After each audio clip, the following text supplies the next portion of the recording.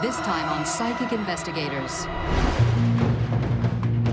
When a local dentist is found brutally murdered in his home, everyone is shocked. And I said, well, what's so bad that I can't go in? And they said, you really don't want to see this. The police suspect his closest friends. Now, all of a sudden, we're under a light for everybody to watch our every move. Until a pair of psychic sisters share a disturbing vision. I felt a lot of blood pooling around my feet. And I had a flash of a bat. And all of a sudden, spirit guides just screamed out, "Law enforcement."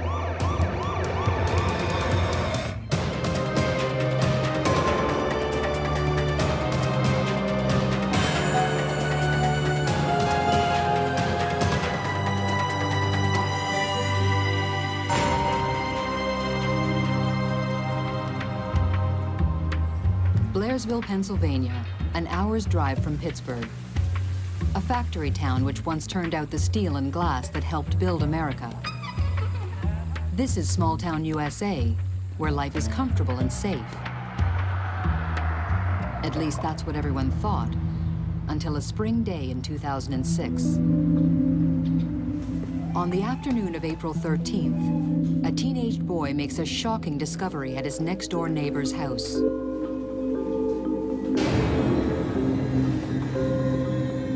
He was so upset, and I'm like, what is wrong? What is wrong? I thought maybe Zachary got hurt or what have you. He's like, you have to come now, it's John. He's dead. Melissa Hughes' neighbor is Dr. John Jelinek, a local dentist. She immediately calls 911.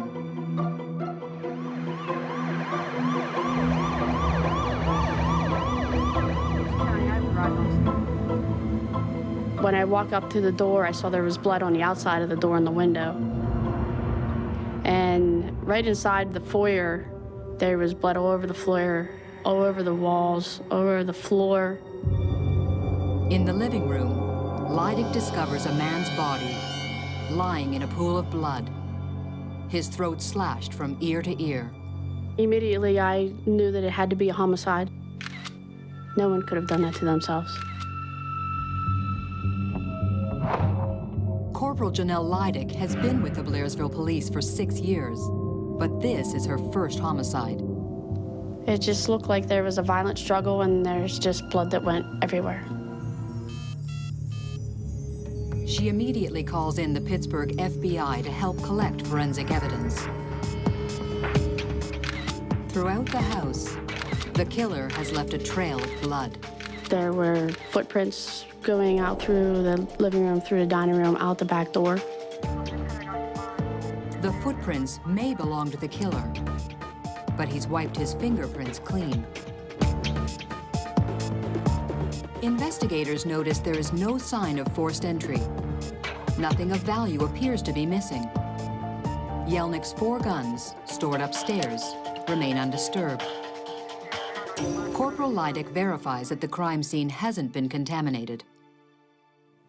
Everybody who was on scene, I had them give me their shoes, and we made shoe prints of what they had on before I would even let them leave. And we compared them to the shoe prints that were found going through the dining room and kitchen, and none of them matched. The victim's hands are bagged to preserve any trace evidence under his fingernails. As the crime scene is photographed, the police conduct an exhaustive search of the victim's house and neighborhood in hopes of turning up more clues. We sealed off the area as far as you could see or hear.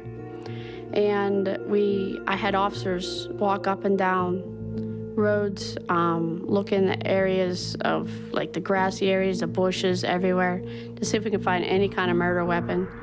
We searched the entire house, and we just were unable to find any type of murder weapon. Outside, Blairsville is in a state of shock.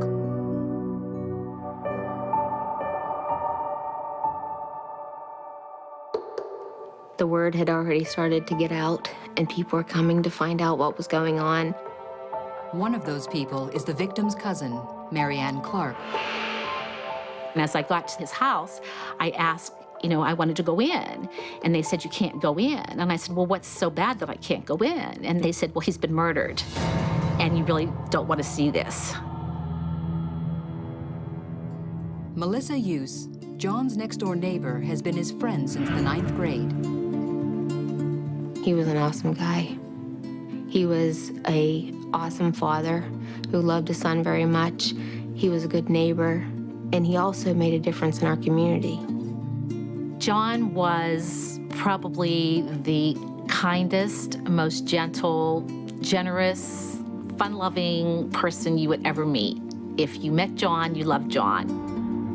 John Jelinek had recently moved back to the neighborhood after splitting with his wife of 9 years.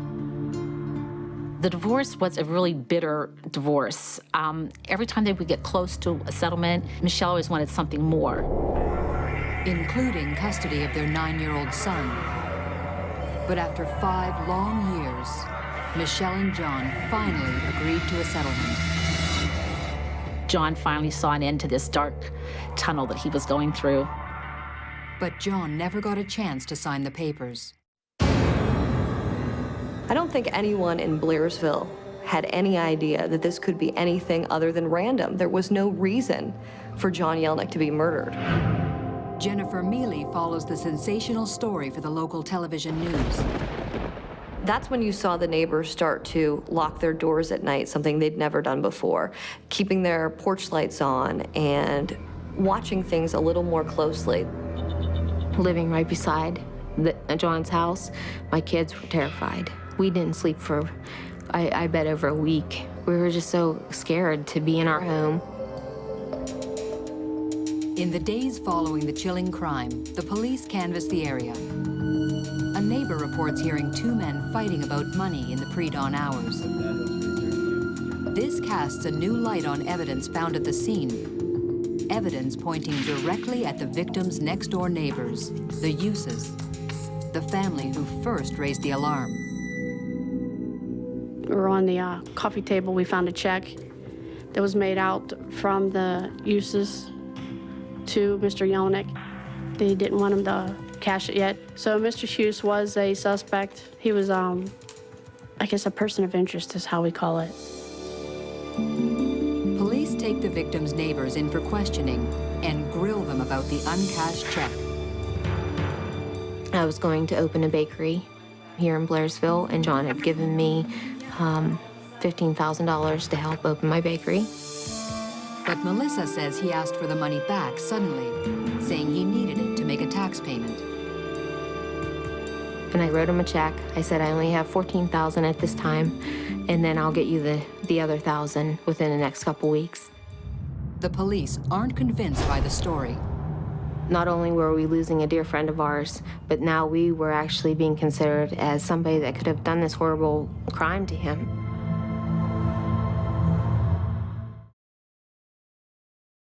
With her husband now a prime suspect, Melissa is desperate to prove his innocence.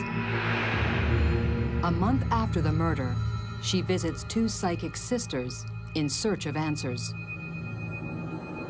Hosts of a regular psychic tea party, Suzanne and Jean Vincent claim to be guided by the spirits of the dead. My psychic insights come to me in a variety of different ways. I start seeing flashes of light. I start seeing scenery and images. I might hear or taste something that would all be symbolic to what is this person all about, or what is the situation all about. And I also have a spirit guide who accompanies me during a psychic session. I see a picture of him that kind of emerges, kind of like a negative, and he gives me these images and these visions of the people that I'm trying to communicate with on the other side. Melissa tells the psychic pair nothing about the murder. And the first thing my spirit guide said to me was there was a grief cloud all around this lady. I just said, oh my goodness, your boys found a body? And she had said, yes, they did. The energy around her was saying that someone might even suspect her husband of doing this gruesome crime of killing this neighbor. I was just simply amazed on what they could see that was going on with our family. The psychics have seen the murder of John Yelenick, but can they find his killer? Melissa just kind of casually said, well, who do you think killed my neighbor? And all of a sudden, immediately, the spirit guides just screamed out, law enforcement.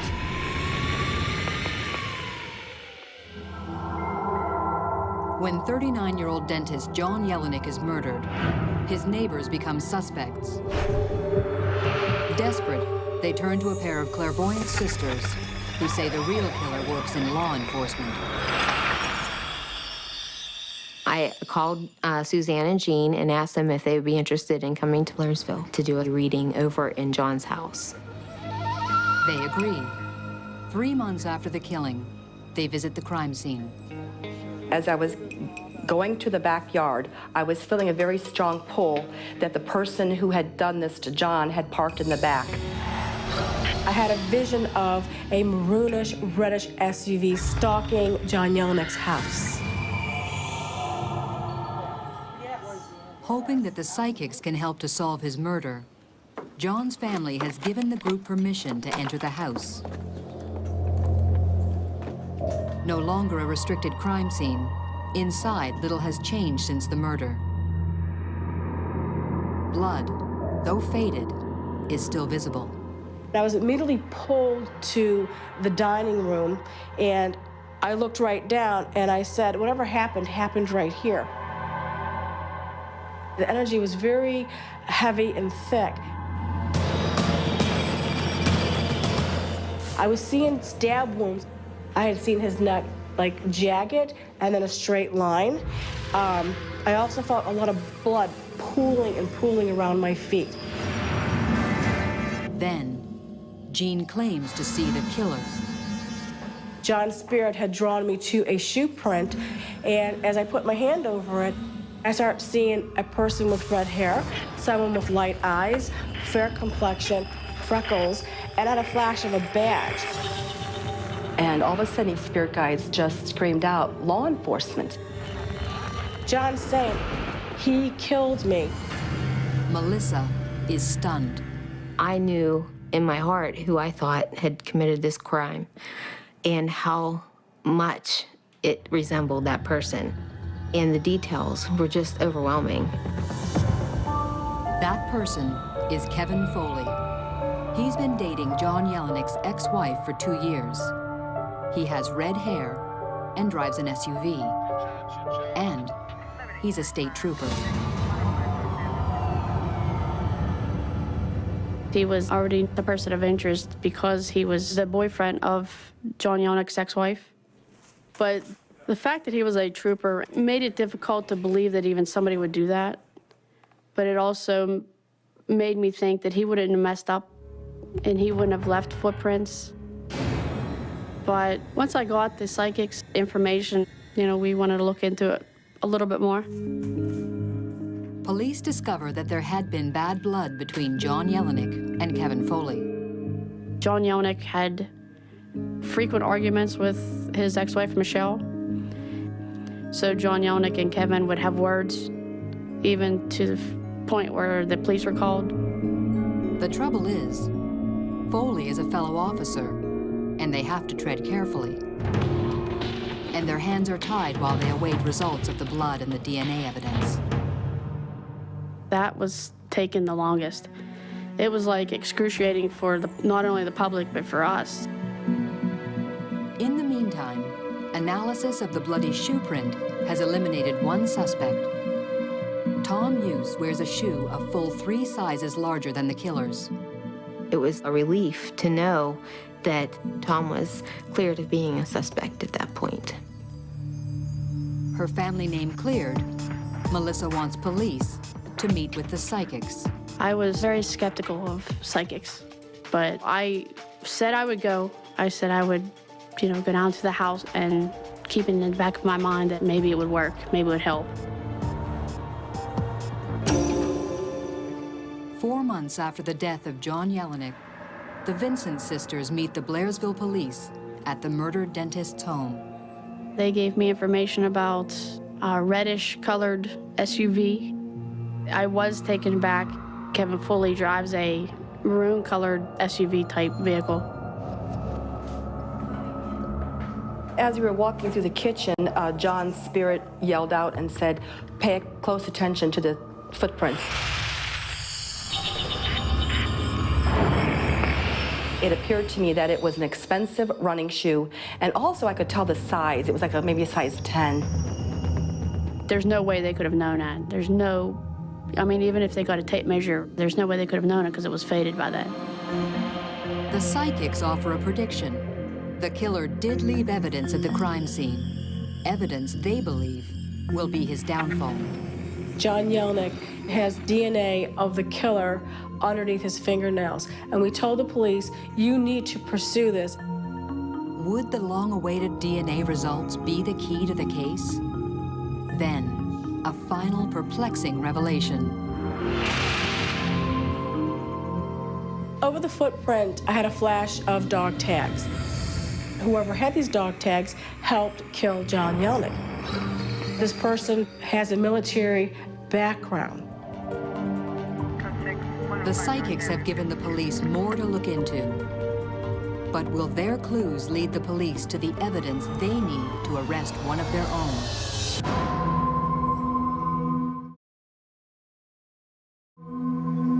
4 months have passed since the murder of dentist John Yelnick. The police suspect a state trooper as the killer. Their suspicions are confirmed by 2 psychic sisters who offer more clues. The psychics actually gave us things to work on, you know, the dog tags, the military, the SUV, and the footprints. The psychics say their vision of dog tags means the killer has a connection to the military. I was sort of skeptical about that, thinking that, yeah, they got the car right, they got the possible trooper right, but he wasn't in the military. He didn't have dog tags. We looked into it further, and indeed, he did have a military background. The police ramp up their investigation into the state trooper and make a damning discovery. We found video evidence from local gas stations that Kevin Foley was driving through town. He didn't have to travel through Blairsville to get back home, and yet he did. Kevin Foley had means.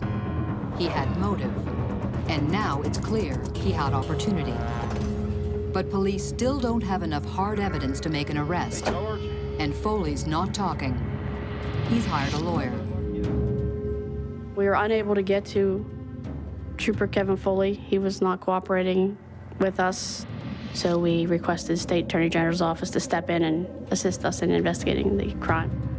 A local police department, like the Blairsville Police Department, does not have the resources or the manpower to investigate a murder for months or years on end. So it became quite apparent that they were going to need help. The concern was, should they call in the state police to investigate this, considering one of their prime suspects was a state police trooper? And that's why both the state police and Blairsville Police agreed that an independent agency needed to be brought in to investigate this, hence the Attorney General. This is a very circumstantial case. This wasn't a case with a confession or with an eyewitness, so it had to be built piece by piece. Deputy Attorney General Anthony Krastik brings some much-needed muscle to the case. One of the key pieces of evidence in this case certainly were the bloody shoe prints. This was a shoe print made from a Asics Gel Creed or Gel Creed Plus between a size 10 and a 12.5. Only 25,000 pairs were ever sold in America. Krastik learns that Kevin Foley owns a pair. That company had a discount for officers. Kevin Foley was one of their best customers. He bought a lot of things from them, including the exact size and make that could have made those shoe impressions. While there's mounting circumstantial evidence pointing to Kevin Foley, there's still nothing to place him directly at the crime scene. And then the DNA results came back and showed that there was a match to Kevin Foley. Kevin Foley's DNA had been trapped underneath his victim's fingernails, just as the psychics predicted. 17 months after the murder of the Blairsville dentist, the police finally arrest Trooper Kevin Foley. There was shock throughout the community. Half the community didn't want to believe, couldn't believe, that a state trooper could actually commit a murder. The other half had no doubt it was him. This was a 1.5 year long investigation. Clearly, this wasn't going to be simple. This wasn't going to be an easy conviction. The preliminary hearing itself, where the police have to lay out all the evidence they have against a suspect, took hours. We weren't even sure it would get that far. We thought perhaps a judge might throw it out right there, but he didn't. At the trial, prosecutors argued that Kevin Foley had ample motive. The jurors found out that Dr. John Yelnick's divorce was just 1 day away from being finalized. If that happened, Foley's live-in girlfriend, Yelnick's estranged wife, would lose $2,500 a month in support. And Foley had another motive. He had it in his mind that John Yelnick was a bad man, a child molester. During Yelnick's bitter divorce, his estranged wife made accusations. She even took John to court. Although he was cleared of all charges, Foley never stopped believing John was a monster. Kevin Foley made no secret of his ill will towards John Yelnick. He just would tell anybody that John Yelnick was evil, should be killed, even asked one trooper to help him kill him. The prosecution paints the jury a vivid picture of the events of April 13th.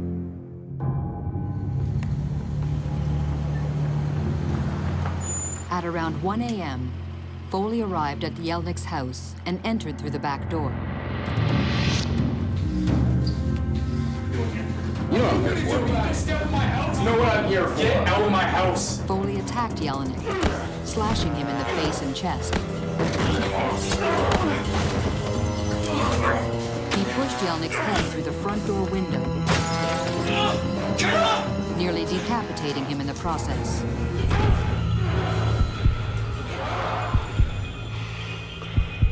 The pathologist testifies it took up to 9 minutes for John Yelnick to bleed to death.